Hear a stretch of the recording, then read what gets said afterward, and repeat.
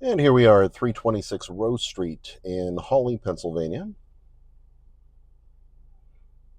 Old, quiet section of town. Streets here are a little on the narrow side, but if you're good at pulling a trailer or anything longer than that, you shouldn't have any trouble getting something back into here. That garage is part of the property. Front half of the lawn here is pretty flat. The back slopes away, though not at an extreme angle.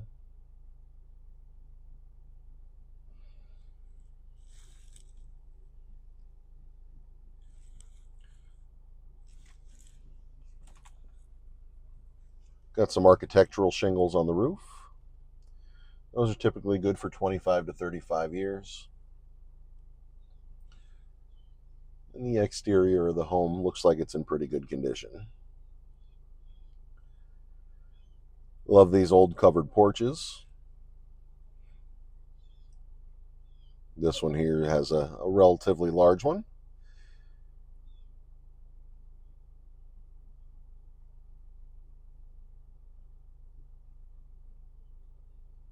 We'll make our way past this garage, which is probably in need of a roof.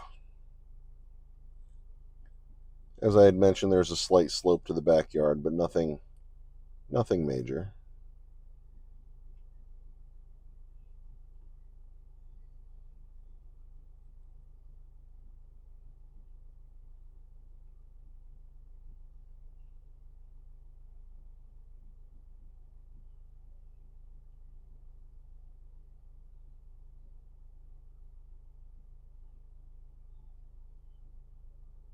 We'll make our way back towards the front half of the house.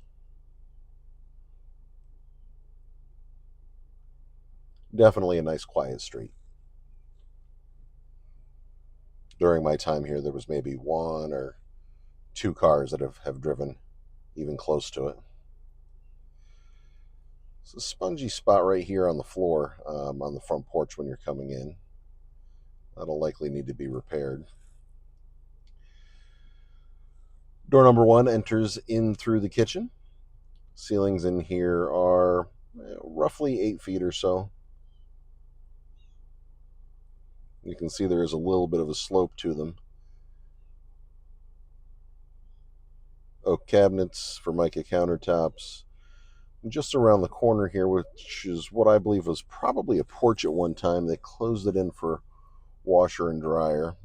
So you have a side access and then that as well here in the kitchen. It's an eat-in kitchen, but the kitchen opens to this other giant room here. I believe they were using this as like a formal dining room. There's built-in bookshelves, but the room is very large. I mean, you could use it for any number of things.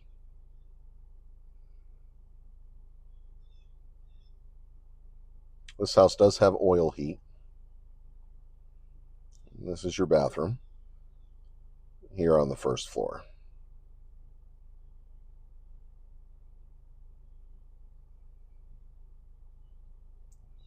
Back through the dining room and across the way is our living room or family room. There is no overhead lighting in here, so plenty of light gets into the property, which is nice. We'll go upstairs and take a look at the bedrooms.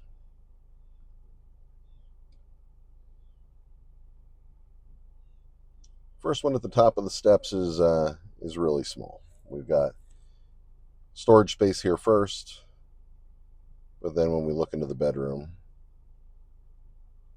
that's a small bedroom. Ceilings here are not quite as high as they are downstairs. You've only got about 7-foot ceilings.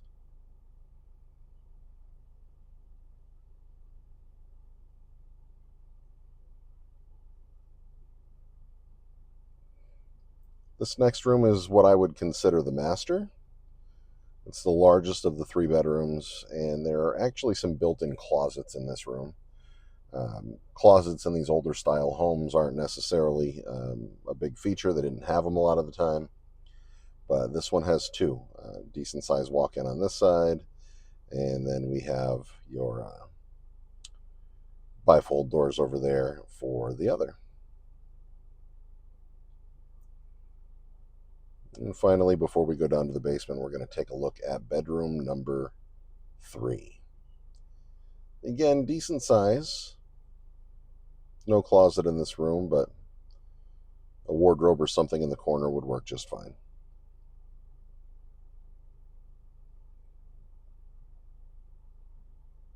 One last place for us to check out, and that's going to be the basement.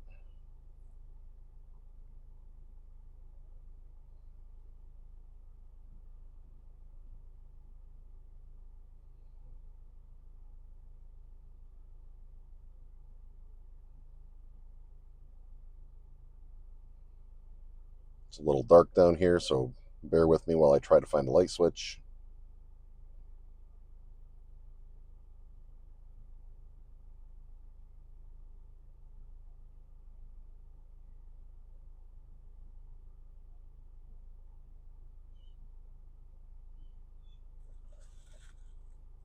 Oil heat. You can see the furnace right here. It's a forced air system. Electric panel. Looks like they did actually a fair amount of work here. I don't see any exposed knob and tubing or anything like that in the basement.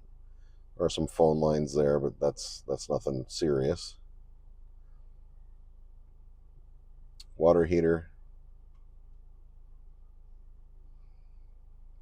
A little bit of a crawl space here. That would go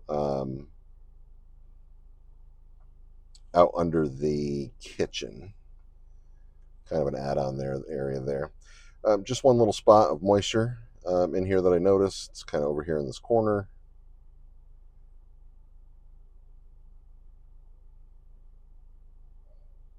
Not super wet. This Bilco door leads out to the back of the property.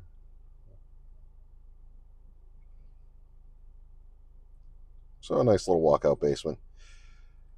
If you're interested in knowing more about this property, just let us know. I'd be more than happy to send along any documents you don't already have. And if you'd like to place an offer, we can take care of that for you as well.